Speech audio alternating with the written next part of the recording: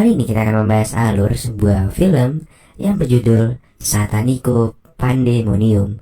Film lawas ini menceritakan tentang seorang biarawati yang benar-benar taat banget beribadah cuy awalnya. Namun sayangnya seiring berjalannya waktu, Doi ini mendapatkan bisikan untuk melakukan kenikmatan duniawi melalui serabi letitnya cuy. Dan saking kepengennya, dia ini sampai ngelakuin dengan bocah yang berusia 8 tahun cuy. Lantas bagaimanakah cerita selengkapnya? Langsung aja kita masuk ke dalam alur ceritanya. Dan menampilkan seorang biarawati muda dan juga cantik yang bernama Maria. Maria adalah biarawati yang baru magang semenjak lulus sekolah SMA beberapa tahun yang lalu. Saat itu ia pun terlihat sedang memetik bunga-bunga yang ada di perkebunan. Namun secara tiba-tiba langkahnya terhenti dan dia melongo sambil ketakutan ketika melihat seorang pemuda yang muncul dari sungai tanpa mengenakan apapun cuy. Dia pun akhirnya kabur, tapi masih menyempatkan diri untuk melihat belalai super besar milik si pria misterius itu. Dan setelahnya Maria pun pergi ke patung Bunda Maria untuk meminta maaf karena matanya habis ngeliat yang segar-segar.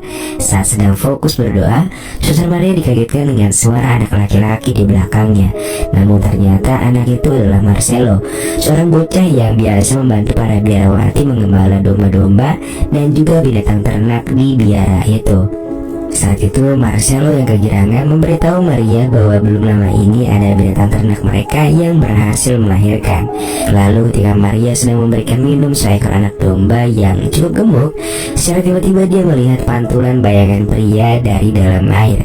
Dan ketika diperiksa, ternyata pria yang tadi sudah berada di belakangnya cuy. Dan pria itu berniat untuk memberikan apel serta mengajaknya berkenalan. Namun lagi-lagi Maria malah ketakutan. Dan karena udah ketakutan, Maria pun akhirnya pergi menuju biara. Singkat cerita, di hari berikutnya para biarawati terlihat tengah menyanyikan lagu rohani bersama-sama. Selesai dengan menyanyikan lagu rohani, para biarawati pun menyantap makanan siang mereka bersama-sama. Terlihat sifat kekeluargaan yang sangat kental di biara itu. Lalu ketika Maria sedang asyik makan, secara tiba-tiba dia kembali melihat pria yang kemarin juga berada di sana cuy. Namun saat kemudian dia menghilang entah kemana. Maria pun semakin takut dan meyakini bahwa pria misterius itu adalah bukan golongan manusia, melainkan syaitan rajim. Untuk menjernihkan pikirannya, Maria mendatangi biarawati kulit atau sebenarnya pembantu para biarawati sih lebih tepatnya. Dan Maria pun mengajaknya mengobrol. Namun ternyata kedua biarawati itu malah curcol dan bilang kalau dia nggak sanggup berada di sini karena para biarawati senior seringkali berlaku diskriminatif kepada mereka. Dan itu semua hanya karena perbedaan warna kulit mereka. Dia merasa tinggal di biara ini sama saja seperti tinggal di luar karena mereka selalu dianggap remeh oleh para oknum-oknum biarawati. Di sini Maria pun mencoba menenangkan mereka dan memintanya untuk bersabar. Nah lanjut, pas Maria lagi berdoa, lagi-lagi dia ngayal bertemu lagi dengan pria misterius itu. Dan sekarang ini Maria pun menangis meminta maaf untuk menebus dosanya dan supaya diampuni. Suster Maria memilih untuk memecut dirinya sendiri dengan sebuah pecut cuy. Ketika Maria sedang meringis dan dua orang biarawati menghampirinya. Mereka membawa pesan dari biarawati senior agar Maria membantu mengobati seekor sapi yang saat ini sedang mengalami sakit. Begitu sampai di sana, Maria pun langsung mendekat ke arah sapi itu dan bilang kalau dia mengalami sembelit di lambungnya. Lalu dia pun menyuruh kedua biarawati itu untuk pergi meninggalkannya karena dia ingin fokus menyembuhkan si sapi yang sakit ini. Dan sesaat kemudian Maria pun mulai memijit sapi tersebut. Nah jadi cuy, menurut orang-orang di sana, Maria ini punya indera keenam dan ya bisa lah menyembuhin beginian. Lalu di sini karena terlalu lelah, Maria pun sampai ketiduran di dalam kandang sapi tersebut cuy. Di waktu yang sama, si pria memakan apel itu muncul di hadapannya. Dia pun melemparkan sebuah apel ke arah Maria. Dan ketika Maria terbangun, lagi-lagi Maria dibuat ketakutan dengan keberadaan apel yang ada di depannya itu. Dan karena takut, ia pun langsung menuju ke kamarnya. Begitu sampai di kamar, Maria pun gak menyadari bahwa ada biarawati lainnya yang bersembunyi di balik pintu. Saat itu Maria pun memeriksa lukanya dan kembali meringis karena ternyata sakit juga cuy. Hingga Maria akhirnya menyadari rekan sejawatnya itu ternyata berada di sana. Dia pun langsung bertanya apa keperluan biarawati bernama Laura itu datang ke kamarnya. Laura pun mengungkapkan bahwa dia selama ini menyimpan rasa kepada Maria cuy. Maria awalnya ingin meluruskan kesalahan yang dialami oleh Laura, namun karena perasaan sakna itu nggak bisa dipendam, alhasil Maria pun akhirnya mau diseruput nendang oleh Laura. Maria yang awalnya malu-malu kucing pun kini mulai menikmati seruputan Laura yang ternyata enaknya itu nomor uno cuy. Dan ketika selesai dengan perbuatan seru itu, dia pun mendekat ke arah jendela yang saat itu sedang terjadi hujan badai. Dia pun menangis memohon maaf kepada Tuhan Yang Maha Esa. Beberapa hari kemudian, Maria yang tengah berdoa secara tiba-tiba melihat sebuah keanehan. Foto uskup agung yang terpajang di biarawati itu secara misterius berubah menjadi berkepala barong cuy. Dan semenjak saat itu Maria pun berpikir bahwa sosok pria misterius yang sering menghantuinya ini adalah Lucifer. Singkat cerita, beberapa hari sudah berlalu. Pikiran Maria kini mulai berubah menjadi rada-rada karena kejadian-kejadian aneh yang terjadi belakangan ini pada dirinya. Saat sedang menuju perkebunan, Maria bertemu dengan Marcelo yang sedang berada di pinggir sungai. Maria pun mendekatinya. Dia pun mencoba memancing Marcelo dengan cara memperlihatkan kakinya cuy. Dengan perlahan Maria pun sabar memancing belalai cilik milik Marcelo. Namun di sini Marcelo malah ketakutan dan akhirnya dia pun memilih kabur sebelum Maria sempat memegang belalainya Marcelo. Waduh, kalau gue jadi Marcelo pasti lain cerita nih. Lanjut keesokan harinya, Maria melihat pembantu biarawati sedang berdoa sembari mengeluh mengapa dia terlahir dengan warna kulit yang gelap. Dia merasa sangat depresi dengan diskriminatif yang selalu dialaminya. Maria pun lalu mengikuti perginya sang biarawati itu. Dan ternyata biarawati itu ingin mengakhiri hidupnya dengan tali jemuran cuy.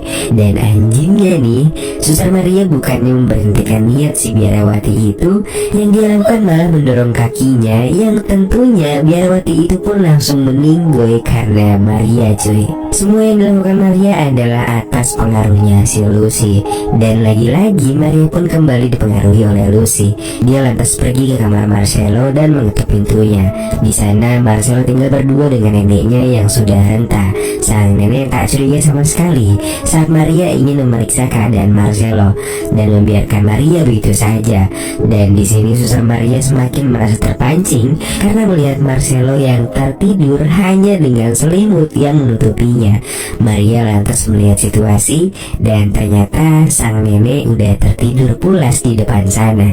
Maria lantas mulai melepaskan apa yang dia kenakan dan dengan perlahan Maria pun mulai menjalankan aksinya.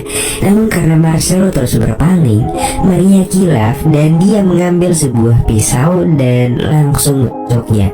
Dia lalu tanpa sengaja menyenggol sebuah lilin dan dengan cepat lilin itu pun menyambar kain yang ada di sekitarnya.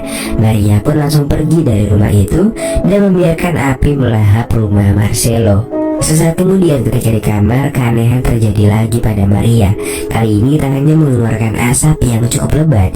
Dia lantas segera membasuhnya dan segera mandi wajib saat itu juga. Saat kemudian Maria kedatangan dua orang rekannya. Mereka mengabari bahwa rumah pengembala mereka yaitu Marcelo mengalami kebakaran belum lama tadi. Mereka juga memberitahu bahwa Marcelo dan neneknya kini sudah berpulang ke dunia anime. Nah, di sini Maria pun mulai handal berakting. Dia bertingkah tenang agar rekan-rekannya nggak mencurigainya. Dia pun bersedih dan pura-pura kehilangan atas meninggalnya Marcelo dan juga neneknya. Sesaat setelahnya Maria pun langsung pergi karena katanya ingin mendoakan Marcelo dan juga neneknya. Begitu sampai di sana, dia langsung memeriksa keadaan Marcelo. Dia ternyata baru ingat kalau kalung milik Maria sempat ditarik oleh Marcelo. Dia pun berusaha membuka kepalan tangan sang Marcelo sampai akhirnya dia pun berhasil. kecil. Namun dari kejauhan ternyata kedua biarawati memperhatikan apa yang dilakukan Maria. Kedua biarawati itu lantas marah besar kepada Maria atas perbuatan yang sudah dilakukannya. Namun di sini bukannya merasa bersalah, Maria malah bilang kalau dia udah nggak pantas berada di sana dan berdoa kepada Tuhan. Dan Maria meyakini bahwa kedudukannya sekarang lebih tinggi daripada Tuhan, cuy. Sang ketua lantas kaget mendengar pernyataan murid kesayangannya itu yang ternyata sudah tersesat jauh kemana-mana, cuy. Ketua lalu berdoa agar Maria kembali berada di jalan yang lurus. Maria sempat mengaku salah dan ingin berubah pada awalnya. Namun saat kemudian musik kembali merasuki alam bawah sadar Maria. Tiba-tiba di tangan Maria muncul sebuah tali, dan saat kemudian sang ketua itu pun meninggoy dengan sangat membagongkan di tangan Maria. Untuk menghilangkan jejak, Maria lantas membawa sang ketua menuju ke tempat penyimpanan mayat. Setelah selesai, Maria pun mengikuti acara pemakaman Marcelo. Ketika acara berlangsung, Maria melihat tangan si penggali itu gosong seperti habis kebakar. Maria pun seketika ketakutan dan dia langsung kabur menjauh dari pemakaman. Dia pun berlari tanpa arah sampai akhirnya Maria terjatuh di sebuah kubangan lumpur. Dan saat itu juga Maria pun tersadar. Rasa takut dan penyesalan mulai menyelimuti perasaan Maria. Dia merasa bahwa Tuhan gak mungkin memaafkan semua kejadian yang sudah Maria lakukan. Dan akhirnya Maria pun memilih pergi dan tinggal di sebuah gua untuk mengasingkan diri. 3 hari berlalu, 3 hari pula Maria meminta maaf dan meratapi jalan hidupnya dengan penuh penyesalan. Dan di hari keempat ini, pria misterius yang Maria anggap Lucy itu tiba-tiba muncul untuk menggoyahkan taubat Maria yang sedang dijalankan. Lucy pun meminta Maria untuk kembali ke biara dan menggantikan biarawati ketua. Lalu Lucy memintanya membuat aturan-aturan baru yang gak menyulitkan umat manusia. Meski sempat menolak tawaran Lucy pada awalnya, namun Lucy mengatakan bahwa jika menolak, dia akan masuki semua biarawati agar mereka menghakimi Maria dan menghukumnya secara sangat perlahan. Dan mau gak mau, Suster Maria pun akhirnya setuju dengan sangat terpaksa dan menjadikan Lucy sebagai sekutunya agar bisa menghancurkan biara. Setelah Maria menandatangani surat perjanjian dengan Lucy, keesokan harinya seluruh biarawati pun menjemput Maria dan menjadikannya ketua biarawati yang baru. Di sini mereka semua menuruti semua peraturan yang terucap langsung dari bibir Maria. Dan anjingnya, semua peraturan itu dibuat langsung oleh si Lucy, cuy. Hari kebaktian diubah menjadi saling bernyanyi, berdansa, dan saling bercocok tanam antara sesama biarawati seharian penuh. Mereka juga kini gak diwajibkan menggunakan penutup kepala dan boleh pakai bikini, cuy. Wah, anjir, edan banget nyentuh aturan barunya. Namun ternyata di sini ada plot twist, cuy. Dan kisah Suster Maria ini hanyalah mimpi belaka. Dan dalam kehidupan nyata, Maria ini ternyata udah sebulan lebih mengalami koma dan kondisi kesehatannya kini kian menurun. Sampai akhirnya ia pun meninggal dunia dalam kondisi yang sangat lemah. Dan lalu film pun selesai.